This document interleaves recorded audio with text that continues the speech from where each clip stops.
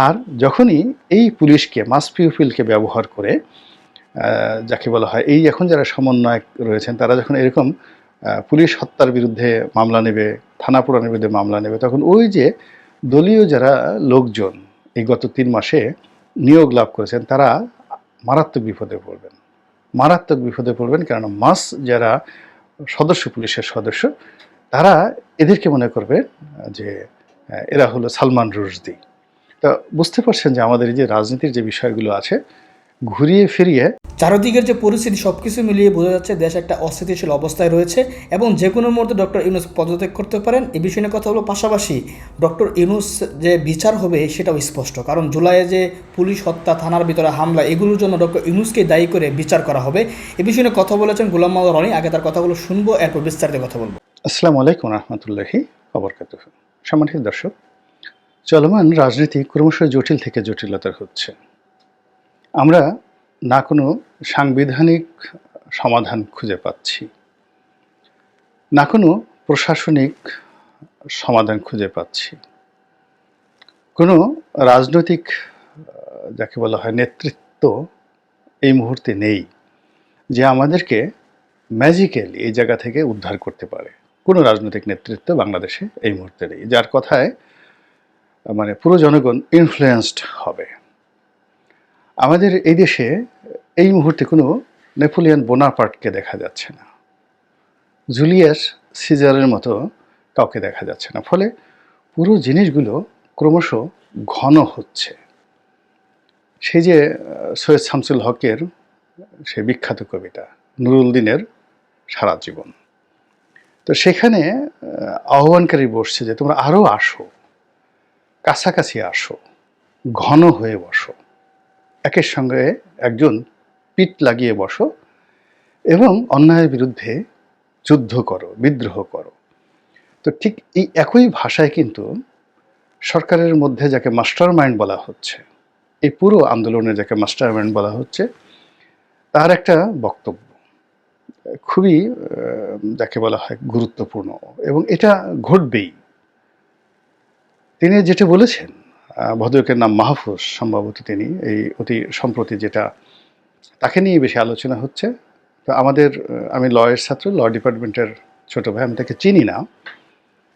তো তিনি বিশেষ সহকারী ছিলেন, সেখান থেকে উপদেষ্টা হয়েছেন।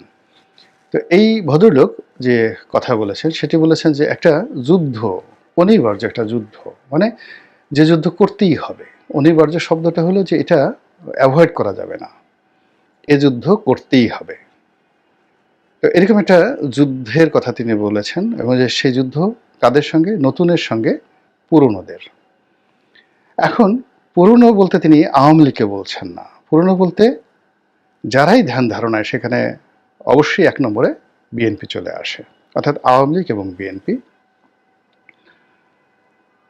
তার সঙ্গে নতুন মানে এই যে যারা আন্দোলন করলেন মিস্টার মাহফুজের নেতৃত্বে যারা আছেন তারা, এবং এখানে তাদের সহযোগী রূপে যারা এসেছেন, সেটা জামাত আছে, হেফাজত আছে, ইসলামপন্থী অন্য দলগুলো আছে, কেউ কেউ হিজবুত তাহরির কথা বলছেন, আমরা জানি না, কিন্তু আলটিমেটলি তিনি যে যুদ্ধের ঘোষণা দিয়েছেন এটি অনিবার্য তার বক্তব্য অনুযায়ী।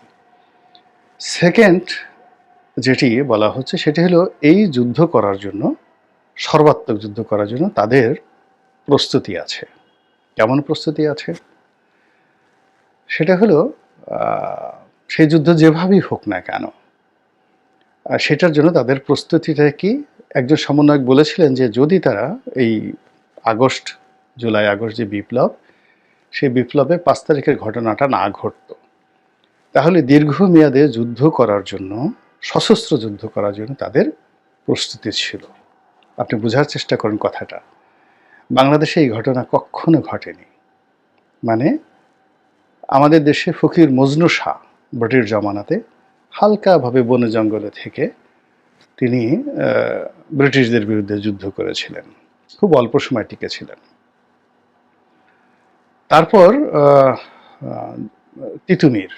তিতুমিরের বাঁশের কেল্লা, তিনি পালাননি, কিন্তু অসময় একটা যুদ্ধ করার তিনি চেষ্টা করেছিলেন। তার যুদ্ধ ছিল মূলত জমিদারদের বিরুদ্ধে।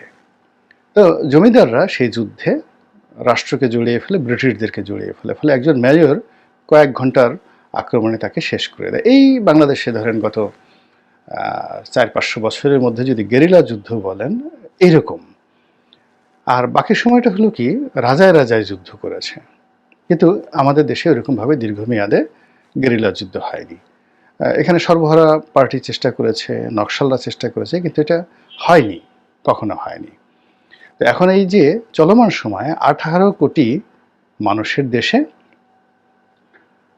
তো 18 কোটি মানুষের দেশে সেনাবাহিনী, পুলিশ, র্যাব, বিজিবি এদের বিরুদ্ধে যুদ্ধ করার জন্য তাদের প্রস্তুতি ছিল, তাদের প্ল্যান ছিল। What does it mean? What does it means মানে তারা এই কথাগুলো বলেছে, এটা যদি সত্য হয় তবে দে হ্যাভ এ কানেক্টিভিটি। যেভাবে পাহাড়ে যুদ্ধ হচ্ছে বা যুদ্ধ হয়, শান্তিবাহিনী যেভাবে যুদ্ধ করেছে, তো সেখানে তাদের রসদ থাকে, অস্ত্র থাকে, গোলাবারুদ থাকে, পালানোর জায়গা থাকে, পিছনে ব্যাকবোন থাকে। যেভাবে মায়ানমারে যুদ্ধ হচ্ছে, তো সেখানে অন্তত 4 থেকে 5টা গোষ্ঠী দিদা আসছে, যুদ্ধ করে যাচ্ছে, এবং উভয় পক্ষ মানে কেউ ব্যাংকক থেকে মানে থাইল্যান্ড থেকে সাহায্য পাচ্ছে, কেউ চীন থেকে সাহায্য পাচ্ছে, কেউ সেই মুসলিম যারা উগ্রবাদী মুসলিম তাদের কাছে সাহায্য পাচ্ছে, কিন্তু সেখানে যুদ্ধ হচ্ছে। তো ওইরকম একটা অবস্থা বাংলাদেশে যদি হয়, তাহলে এই যুদ্ধের জন্য শহর, প্রথমত ঢাকা শহর, দ্বিতীয়ত চিটাগং শহর, এরপর আমাদের সীমান্তবর্তী এলাকাগুলো এবং আমাদের যে বনাঞ্চলগুলো, এইগুলো নিঃসন্দেহে তাদের একটা টার্গেটের মধ্যে ছিল। এবং এই টার্গেটের বিভক্ত হওয়ার জন্য যদি প্রস্তুতির কথা বলা হয়, অ্যাটলিস্ট কত সংখ্যা হতে পারে সেই কথা কল্পনা করলেই আমাদের অন্তরাত্মা কিন্তু কেঁপে ওঠে। এই কথা কিন্তু তারা বলেছেন। তো সেই বলার প্রেক্ষিতে যখন একটা বিপ্লব হলো কোনো যুদ্ধ ছাড়া, এবং এখন প্রতি বিপ্লব বা আর একটা যুদ্ধের কথা যখন বলছেন, এটা নিয়ে ঠাট্টা করা, মস্কারা করা, সমালোচনার কিছু নাই। You have to take it in cognizance seriously. তো এখন এই যে জটিলতা, এই কথা হঠাৎ করে কেন এই কথাগুলো বলা হচ্ছে এর কারণ হলো অনেক কিছু এখানে ফাংশন করছে না, এবং সেই ফাংশন না করার ফলে কি হলো, যদি এখন যারা বিপ্লব করেছেন তারা যদি পরাজিত হন, ক্ষমতা ছেড়ে দেন এবং তাদেরকে বিদায় নিতে হয়, তাহলে সঙ্গত কারণেই তাদেরকে সেই আওয়ামী লীগের যারা ধরা পড়ে এখন বিচারের মুখোমুখি হচ্ছেন তাদের চাইতে করুণ পরিণতি ভোগ করতে হবে। এবং একজন সমন্বয়ক বলেই ফেলেছেন যে ফাঁসির তাদের পরাজয় মানে ফাঁসির দড়ি একেবারে সামনে চলে আসা। তো সেই দিক থেকে যেটি হচ্ছে সেটি হলো যে তারা যাদেরকে অপোনেন্ট মনে করছে বা করবে আগামীতে, সেই অপোনেন্টদেরকে দমন করার জন্য এবং অপোনেন্টদেরকে শায়েস্তা করার জন্য তাদের সেই সরাসরি কোনো হাতিয়ার ব্যবহার না করে অন্যান্য যে সকল উপকরণ ইতিমধ্যে হয়েছে সেইগুলোকে তারা ব্যবহার করবে, এবং যেগুলো যুদ্ধের চাইতেও তাদের জন্য বেশি ফলাফল হবে। তাদের 1 নম্বর ফলাফল হলো যে এমন কিছু করা যেই কর্মকাণ্ডে জনগণের সমর্থন পাওয়া যাবে, জনগণ তাদেরকে বাহবা দেবে।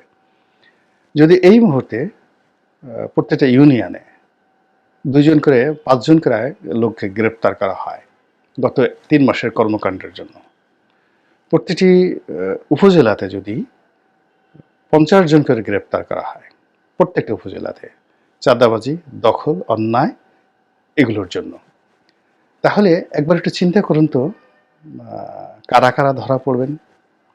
এবং এই সমস্ত লোকদেরকে যদি গ্রেপ্তার করা হয়, যারা গ্রেপ্তার করবেন তাদেরকে কি ধন্যবাদ জানানো হবে নাকি সমালোচিত হবে?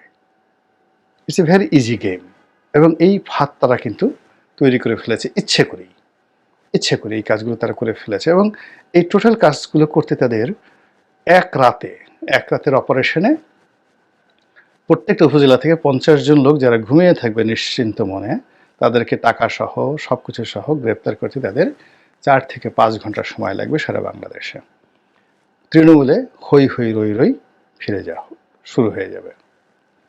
2 নম্বর হলো যে এই যে থানাগুলো পুড়েছে আর পুলিশের যে হত্যাকাণ্ড, একটা মামলাও কিন্তু হয়নি। এখন এই জায়গাটাতে যদি তারা কৌশল করতে চায়, রাজনীতি করতে চায়, এবং এখানে যদি তারা তাদের রাজনৈতিক যারা প্রতিপক্ষ তাদেরকে ফাঁসাতে চায়, মুহূর্তের মধ্যে পুলিশ চাঙ্গা হয়ে যাবে, মুহূর্তের মধ্যে পুলিশ চাঙ্গা হয়ে যাবে এবং পুলিশ তাদের পক্ষে নেমে যাবে। আওয়ামী লীগের পক্ষে যেভাবে পুলিশ থাকে, বিএনপির পক্ষে যেভাবে পুলিশ থাকে, এইভাবে এখন ডক্টর মোহাম্মদ ইউনূসের পক্ষে পুলিশ দাঁড়িয়ে যাবে।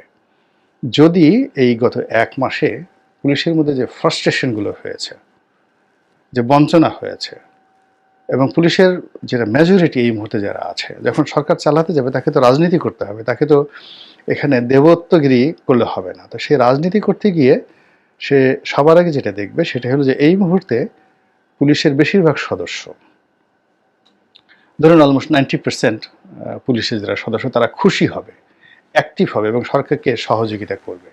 কি কাজ করলে? তো যেই কাজ করলে সহযোগিতা হবে, তো সেখানে দেখা গেল যারা আহত হয়েছে তাদেরকে চিকিৎসা, যারা নিহত হয়েছে তাদের ব্যাপারে শ্বেতপত্র প্রকাশ করা, যে সকল ক্ষয়ক্ষতি হয়েছে তাদের বিরুদ্ধে মামলা মোকদ্দমা করা, এবং এই মামলা মোকদ্দমা করতে গিয়ে তারা কাদেরকে ফাঁসাবে এই সময়টাতে। এখন সেই ফাঁসাতে গেলে রাজনীতিবিদরা হবেন, সেটা ছোট রাজনীতিবিদ, বড় রাজনীতিবিদ, কিংবা এই যারা ঠিক যাকে বলে আমরা অনেকেই তাদেরকে এই মুহূর্তে চিনি, তো তাদেরকে টার্গেট করে যদি এরা সেই মামলাগুলো আবার সাজায় এবং তাদের সেই খড়গ হিসেবে সেই জিনিসটা ব্যবহার করে, তাহলে পুলিশকে তারা অ্যাক্টিভেট করে ফেলবে। এবং এই কাজটা যখনই করবে তাহলে বিনা যুদ্ধে তাদের কিন্তু লঙ্কা বিজয় হয়ে যাবে। তো যারা আসছে ক্ষমতাতে, ক্ষমতার চেয়ার এমন একটা ব্যাপার, ওখানে একজন লোক, সাধারণ মানুষ বসলে সে অসাধারণ হয়ে পড়ে, ওখানে একজন যাকে বলা হয় নির্বোধ লোক বসলে সে বুদ্ধিমান হয়ে যায়, দুর্বল লোক বসলে সে শক্তিশালী হয়ে যায়, অনেকগুলো রাষ্ট্রীয় বিষয় তাদের কাছে চলে আসে। এরপরে ম্যাটিকুলাসলি তারা যে কাজগুলো করেছে, যে সকল জায়গাতে তাদের মানে খুব দুর্নীতির সুযোগ হয়, যেমন এলজিআরডি, তো রিসেন্টলি তারা এলজিআরডি মিনিস্ট্রিটা নিয়ে এনেছে। এরপরে স্পোর্টস মিনিস্ট্রিটা তারা নিয়ে নিয়েছে, মানে সমন্বয়ক যারা আছেন। তারপরে যেই জায়গাগুলো, যেমন স্বরাষ্ট্র মন্ত্রণালয়, এখন স্বরাষ্ট্র মন্ত্রণালয়ে যেভাবে হোক তারা তাদের কর্তৃত্ব বজায় রেখেছে। এখানে কোনো রাজনৈতিক ইনফ্লুয়েন্স এখনো পর্যন্ত গত 1 মাসে স্বরাষ্ট্র মন্ত্রণালয়ে কেউ করতে পারেনি। এখানে আওয়ামী লীগের লোক বাদ হয়েছে, বিএনপির অনেক লোক এখানে পুনর্নিয়োগ হয়েছে, জামাতের অনেক লোক নিয়োগ হয়েছে, কিন্তু তারা তাদের যে পলিটিক্যাল এজেন্ডা বা পলিটিক্যাল যেগুলোকে বলা হয় মাস্টার প্ল্যান, এই জিনিসগুলো অতীতে যেভাবে পুলিশকে ব্যবহার করে করা হয়, এটি এখন পর্যন্ত এটা কল্পনাই করা যাচ্ছে না, মুভি করানো যাচ্ছে না। ফলে কেউ ডিআইজি, কেউ এডিশনাল আইজি, কেউ এসপি, কেউ ওসি হয়ে বসে আছে, কিন্তু কোনো রাজনৈতিক দলের মানে তারা উপকারে আসছে না, কাজে আসছে না, ব্যাড ইনভেস্টমেন্ট। আর যখনই এই পুলিশকে, মাস পিউপিলকে ব্যবহার করে, যাকে বলা হয় এই এখন যারা সমন্বয়ক রয়েছেন, তারা যখন এরকম পুলিশ হত্যার বিরুদ্ধে মামলা নেবে, থানা পোড়ানোর বিরুদ্ধে মামলা নেবে, তখন ওই যে দলীয় যারা লোকজন এই গত 3 মাসে নিয়োগ লাভ করেছেন, তারা মারাত্মক বিপদে পড়বেন, মারাত্মক বিপদে পড়বেন। কারণ মাস যারা সদস্য, পুলিশের সদস্য, তারা এদেরকে মনে করবে যে এরা হলো সালমান রুশদি। তা বুঝতে পারছেন যে আমাদের এই যে রাজনীতির যে বিষয়গুলো আছে, ঘুরিয়ে ফিরিয়ে প্রতিদিনই এমন জটিল হয়ে গেছে যে আপনাকে যদি আপনি বিএনপির পক্ষে বলতে যান, গতকাল যেটা বলেছেন আজকে বিএনপির পক্ষে বলতে পারবেন না। আপনি যদি জামাতের পক্ষে বলতে যান, গতকাল যেটা বলেছেন আজকে বলতে পারবেন না। ইউনূসের বিরুদ্ধে বলতে যান, গতকাল যেটা বলতে পেরেছেন এটা বলতে পারবেন না। সব মিলিয়ে একটা জগা খিচুড়ি তৈরি হয়ে গেছে। আল্লাহ আমাদের সবাইকে হেদায়েত দান করুন এবং হেফাজত করুন। আসসালামু আলাইকুম ওয়া রাহমাতুল্লাহি ওয়া বারাকাতুহু। দর্শক, রনিভাই আলোচনা শুনেছেন, বিচার হবে হয়তোবা যদি আওয়ামী লীগ সমর্থিত সরকার এখনই আছে, অনেকটাই আওয়ামী লীগ সমর্থিত বা ভারত সমর্থিত, তারা আসলে হয়তোবা ডক্টর ইউনূসকে এর জন্য দায়ী করবে, সেটা স্পষ্ট। তো ডক্টর ইউনূসের বিচার হবে, এই জন্য হয়তোবা দেশের মানুষ আন্দোলন করবে, কিন্তু আন্দোলন করেও কিছু করতে পারবে না, যেভাবে আগেও মানুষ কিছু করতে পারে নাই। যাই হোক, আমরা চাই আসলে শান্তি, কিন্তু দেশের যে পরিস্থিতি আমরা দেখতে পাচ্ছি, মনে হচ্ছে না যে শান্তি কখনো আসবে। মনে হচ্ছে যত দিন যাচ্ছে, যত সময় যাচ্ছে, যত তথ্য আমরা পাচ্ছি, সব কিছু মিলে বোঝা যাচ্ছে দেশ একটা অরাজকতার ভিতর দিয়ে যাচ্ছে।